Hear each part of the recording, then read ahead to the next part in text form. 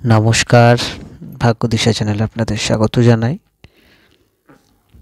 শিরোনাম বা থাম্বনেল দেখে আপনারা বুঝেছেন যে দোল পূর্ণিমায় যে চন্দ্রগ্রহণ অনুষ্ঠিত হতে চলেছে সেই সম্পর্কিত ভিডিও আলোচনা নিয়ে উপস্থিত হয়েছি। খুবই গুরুত্বপূর্ণ একটি ভিডিও, যার প্রভাব গ্রহণের আগে থেকে এবং পরে এবং কী প্রভাব, কোন রাশির উপর কী প্রভাব পড়তে পারে এবং কোন কোন ব্যক্তির উপর প্রভাব পড়তে পারে, সমাজের উপর কী প্রভাব পড়তে পারে, গ্রহণ কখন শুরু হবে, কখন ছাড়বে, নানান রকম জিজ্ঞাসা রয়েছে আপনাদের। এবং আরও একটি ইম্পর্টেন্ট জিজ্ঞাসা রয়েছে যে আমাদের দেশ থেকে দেখা যাবে না চন্দ্রগ্রহণ, দিনের বেলায় হবে, অনেকেই জানেন সেটা, সেহেতু ইম্প্যাক্ট পড়বে কি পড়বে না, সকল বিষয়ক আলোচনা নিয়ে আমি হাজির হয়েছি ভাগ্যদিশা চ্যানেলে।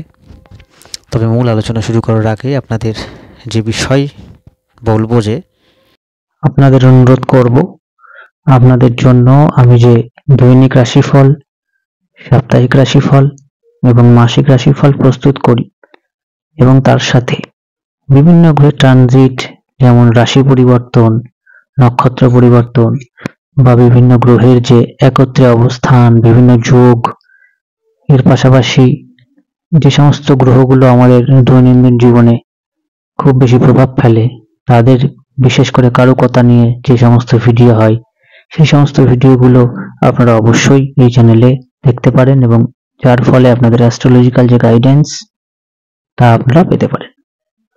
এছাড়া বলবো যে আপনারা যারা ভাবছেন যে আমার সঙ্গে যোগাযোগ করবেন, তারা অনলাইন এবং অফলাইন দুইভাবেই আমার সঙ্গে যোগাযোগ করতে পারেন এবং আমার সাথে যোগাযোগ করার জন্য তার ঠিকানা এই ভিডিও ডেসক্রিপশন বক্সে এবং এই চ্যানেলের অ্যাবাউটে আপনারা পেয়ে যাবেন। এবং হোয়াটসঅ্যাপে আমাকে আপনারা মেসেজ করতে পারেন, ফোন করতে পারেন, ফেসবুকে আমার লিংক দেওয়া আছে ডেসক্রিপশন আমাদের এই চ্যানেলের অ্যাবাউটে, সেখানেও আপনারা আমাকে পেতে পারেন। আর একটি বিষয় আপনাদেরকে জানাবো যে হাতে লেখা কুষ্টি যারা যারা পেতে চাইছেন, প্রাচীন ভারতীয় বৈদিক পরম্পরা মেনে সেই হাতে লেখা কুষ্টি পাওয়ার জন্য আপনারা অবশ্যই যোগাযোগ করতে পারেন। এবং যারা অনলাইন কনসালটেন্সির কথা ভাবছেন, তারা ভিডিও কল এবং অডিও কল দুইভাবেই আমার সঙ্গে কমিউনিকেট করতে পারেন। এবং আরেকটি শেষ আপনাদের যে অনুরোধ করব, যে অবশ্যই এই চ্যানেলটিকে সাবস্ক্রাইব করবেন, শেয়ার করবেন, কারণ আগামী দিনে আরো নতুন নতুন ভিডিও নিয়ে আমি আপনাদের সামনে উপস্থাপন করব এবং দৈনিক, সাপ্তাহিক এবং মাসিক এই 3 রাশিফল আপনাদের সামনে একইভাবে যেভাবে চলছে সেভাবেই চ্যানেলের মাধ্যমে আপনারা পেয়ে থাকবেন। দোল পূর্ণিমায় যে চন্দ্রগ্রহণ অনুষ্ঠিত হবে সেটার সময় আপনাদের প্রথমে জানাবো। এই গ্রহণ কন্যা রাশির হস্তা নক্ষত্রে সংগঠিত হবে। এই গ্রহণের যে সময় বা স্টার্টিং ভারতীয় সময় ইন্ডিয়ান স্ট্যান্ডার্ড টাইম বেস করে সকাল 10:25 শুরু হবে এবং এই গ্রহণ সম্পূর্ণ হবে বিকেল বা দুপুর যাই বলুন 3:02 ইন্ডিয়ান স্ট্যান্ডার্ড টাইম। সময় শুনেই আপনারা বুঝতে পারছেন যে ভারতবর্ষ থেকে এই গ্রহণ দৃশ্যমান হবে না। তবে এই গ্রহণের প্রভাব কি আমাদের মধ্যে পড়বে? বলাই বাহুল্য, এই গ্রহণের প্রভাব যে দেশে ভিজিবল হবে, যেমন আমেরিকা, আফ্রিকার একটি অংশে, জাপানের একটি অংশে, আমেরিকার একটি অংশে, সমস্ত ক্ষেত্রে ভিজিবল যেখানে যেখানে হবে, সেখানে যে ইম্প্যাক্ট বা প্রভাব পড়বে সমাজে, প্রাণীকুলে, ঠিক আমাদের যেখানে যেখানে ভিজিবল হবে না, ঠিক সেই ক্ষেত্রেও সমভাবে এই গ্রহণের প্রভাব পরিলক্ষিত হতে দেখা যাবে। যেহেতু চন্দ্রগ্রহণ, আমরা জানি যে চন্দ্রের যে উত্তর মেরু তাকে আমরা রাহু বলি বা নর্থ নোড, চন্দ্রের যে দক্ষিণ মেরু সেটাকে সাউথ নোড বলা হয়, যাকে কেতু বলা হয়। এই যে চন্দ্রের চন্দ্রগ্রহণটা হবে তা হবে চন্দ্রের সাউথ নোড অর্থাৎ দক্ষিণ যে পাশ অর্থাৎ কেতু, সেই দিকে। কেতু গত বছর 23 সালে নভেম্বর মাসে বা অক্টোবর মাসের একদম শেষে ট্রানজিট করেছে কন্যা রাশিতে, এবং ঠিক কিছুদিন আগে হস্তা নক্ষত্রে কেতু প্রবেশ করেছে, যা হস্তা নক্ষত্রের অধিপতি গ্রহ হলো চন্দ্র। সেই হস্তা নক্ষত্রে চন্দ্রের নক্ষত্রেই চন্দ্রগ্রহণ হবে। স্বাভাবিকভাবেই বলা যায় চন্দ্রগ্রহণ যখন হয় চন্দ্রের উপর প্রভাব সবচেয়ে বেশি পড়ে, এবং চন্দ্রের নক্ষত্রে যেহেতু হচ্ছে এর ইম্প্যাক্ট আরও মারাত্মক হবে বা বেশি হবে। তবে যাদের চন্দ্রের নক্ষত্রে জন্ম, এবং চন্দ্র আমাদের কোন কোন বিষয়কে নির্দেশ করে, আমাদের মা, বাড়ি, মন, খাদ্যবস্তুর মধ্যে দুগ্ধ জাতীয় প্রোডাক্ট, মানসিক শান্তি, সব কিছুই, জল, সব কিছুই আমাদের চন্দ্র দ্বারা প্রভাবিত হয়। এই চন্দ্রগ্রহণ যখন হবে এই সমস্ত বিষয়ে প্রভাবিত হবে। চন্দ্রগ্রহণ যখন ঘটবে 25 তারিখ 2024 সাল 25শে মার্চ, টাইমটা আমি উল্লেখ করেছি অলরেডি।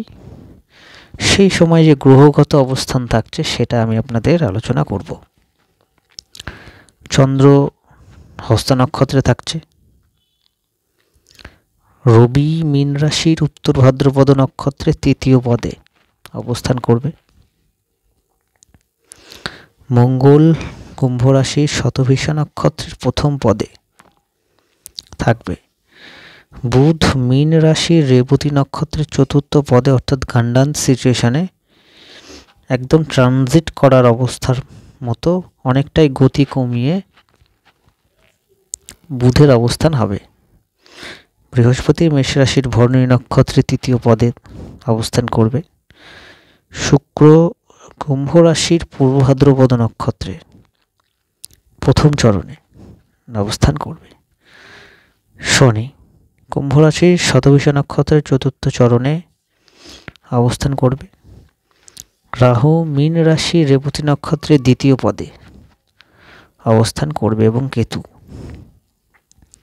কন্যা রাশির হস্তা নক্ষত্রের 4র্থ চরণে অবস্থান করবে। এক্ষেত্রে আমরা দেখব যে শনি, মঙ্গল, শুক্র কুম্ভ রাশিতে অবস্থান করছে, বুধ, রবি, রাহু মীন রাশিতে অবস্থান করছে, কেতু এবং চন্দ্র কন্যা রাশিতে, এবং বৃহস্পতি মেষ রাশিতে। এমতো অবস্থায় এই গ্রহণ যখন সংগঠিত হবে, প্রথমত বুধের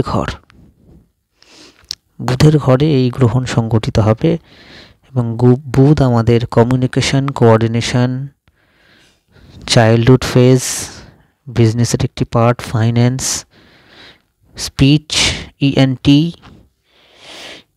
এই বা দৈনন্দিন যে রুটিন তা ইত্যাদিকে ডিনোট করে। এবং চন্দ্রের কারকতা আমি আপনাদের জানিয়েছি, এবং তার 180 ডিগ্রি অপোজিটে, চন্দ্রগ্রহণের 180 ডিগ্রি অপোজিটে অর্থাৎ মীন রাশি, যেটা বৃহস্পতি। আরেকটি বিষয় বলার যে রাহুর নক্ষত্রে শনি অবস্থান করছে এবং মঙ্গল অবস্থান করবে সেই সময় যখন গ্রহণ অবস্থিত হবে। যেহেতু কেতুর 180 ডিগ্রি অপোজিটে 180 ডিগ্রি দূরত্বে রাহু থাকছে কেতুর, শুধু সমভাবে কেতু রাহু তার ইম্প্যাক্ট ছড়াবে, সাথে যেহেতু রবি আছে রবিও তাই। প্রথমেই বলবো যে যাদের চন্দ্র জন্মকালীন পীড়িত বা যারা মানসিক সমস্যায় প্রায় ভোগেন, ডিপ্রেশন, ফ্রাস্ট্রেশন, মুড সুইং, মনের চঞ্চলতা, ফিকেল মাইন্ডনেস, এই সমস্ত সমস্যায় যারা ভোগেন তারা এই গ্রহণের 3 দিন আগে এবং 3 দিন পরে অবশ্যই সচেতনতা বা সচেতন হবেন। আরেকটি বিষয়,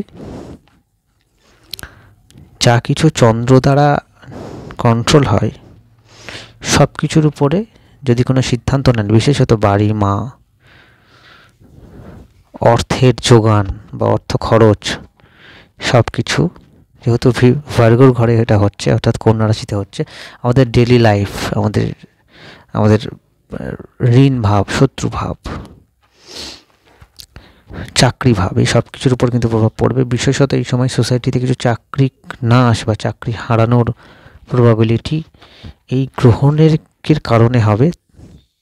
তবে গ্রহণের দিন বা তার পরের দিন হবে নয়, এই দিনগুলোতে ঘটনা প্রবাহ এমন কিছু হতে পারে যার কারণে সমাজে বিভিন্ন সেক্টরে জব বা কর্মহানির প্রবাবিলিটি থাকছে। কাদের কর্মহানি হবে? যাদের ষষ্ঠ ভাবের সাথে কোনোভাবে রাহু কেতুর যোগ আছে এবং সেই যোগ নেগেটিভ এবং গ্রহণ যোগের কানেকশানটা আছে তাদের, বা দশ অন্তর্দশায় যদি কানেক্ট করে এবং বর্তমানে ট্রানজিটারি সিচুয়েশন যদি না থাকে, নেগেটিভ থাকে, বা সাড়ে সাতি বা ধাইয়া যদি চলে, সেক্ষেত্রেও এমনটা হতে পারে। অবশ্যই সাবধানতা অবলম্বন করবেন। রিলেশনশিপের ক্ষেত্রে কিন্তু অবভিয়াসলি এর একটা ইম্প্যাক্ট লক্ষ্য করা যাবে।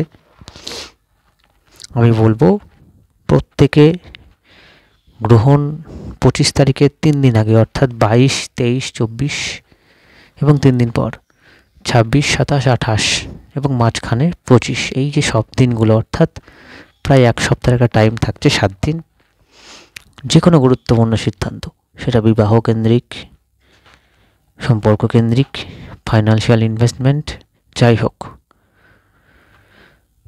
গৃহ পরিবর্তন, চাকরিতে ইনভেস্ট,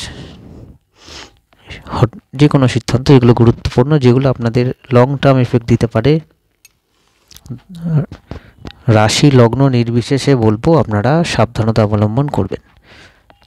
চন্দ্রগ্রহণ এর এফেক্ট বেশিরভাগ মানসিকভাবে আমাদের মধ্যে প্রভাব বিস্তার করবে বা করে থাকে। এই পূর্ণগ্রাস চন্দ্রগ্রহণ যখন হবে সেই সময় যতটা সম্ভব শুদ্ধ সাত্ত্বিকভাবে থাকা এবং ঈশ্বরের নাম নেওয়া, ভগবানের নাম নেওয়া, এটাই হলো বেস্ট, সব থেকে বেস্ট রেমেডি যদি আপনারা বলেন এটি। এবং যাদের গুরু প্রদত্ত সাধনা রয়েছে তারা এই সময় যদি করেন অবভিয়াসলি তার জন্য বেটার। এই গ্রহণ আমাদের ভারতবর্ষে ভিজিবল নয়। যারা যারা ভাবছেন যে এর ইম্প্যাক্ট পড়বে না, বা আপনারা ভিডিও দেখে ইউটিউবে বিভিন্নভাবে যারা শুনেছেন এবং ভাবছেন যে এই গ্রহণের ইম্প্যাক্ট আমাদের মধ্যে পড়বে না, সম্পূর্ণ ভুল। এর ইম্প্যাক্ট 100% আমাদের মন, আমাদের সোসাইটি, আমাদের জীবন, পারিপার্শ্বিক পরিবেশ, পরিস্থিতি সব কিছুতে পড়বে। সেহেতু প্যানিক করার কিছু নেই, ভয় পাওয়ার কিছু নেই।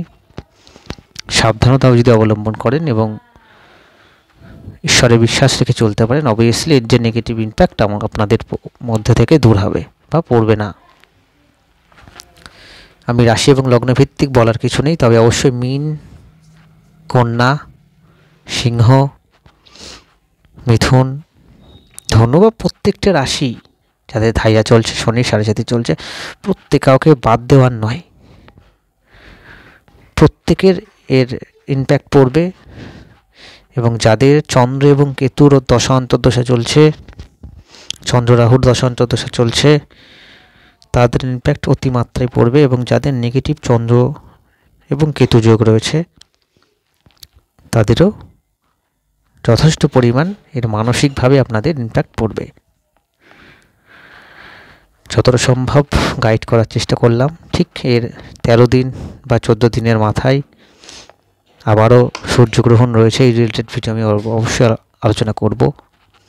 আগামী মাসের মাসিক রাশিফল আমি আপলোড করতে শুরু করব, এবং অন্যান্য ট্রানজিট, বুধের রাশি পরিবর্তনের পরের দিনে রয়েছে। দৈনিক, সাপ্তাহিক, মাসিক রাশিফল, ট্রানজিট সমস্ত কিছু দেখুন। যারা যারা আমার সঙ্গে যোগাযোগ করতে চাইছেন, অনলাইন এবং অফলাইন দুইভাবেই যোগাযোগ করতে পারেন। আপনাদের অসংখ্য ধন্যবাদ জানাই। সকলে ভালো থাকবেন, সুস্থ থাকবেন। নমস্কার।